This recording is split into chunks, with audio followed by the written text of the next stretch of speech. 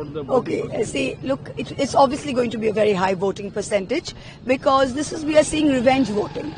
And I call it revenge voting because when you have trampled on people's democratic rights for the past 5 months, where an election should be a celebration of democracy, this has been a trial of democracy and a mockery of democracy.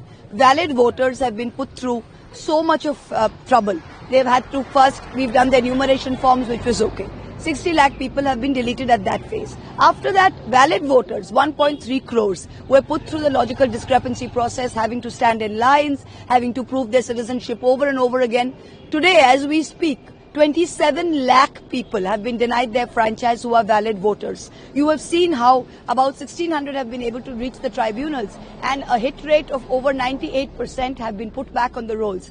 If 98% of 1,600 people who have been managed to reach the tribunal have come back, you can imagine that out of the remaining 27 lakh, almost all would have valid voters. So this mockery of democracy, and people are going to show their protest via the ballot box. Most of the people of Nadia and Karimpur demanding the rail facility. So that's exactly what we've been trying to tell. We've been trying to tell the BJP. So if the BJP stood a chance here, it stands no chance here. When Honorable Mamata Banerjee was a railway minister, she had passed this and even mentioned it in the railway budget. Those days we had 2 separate budgets.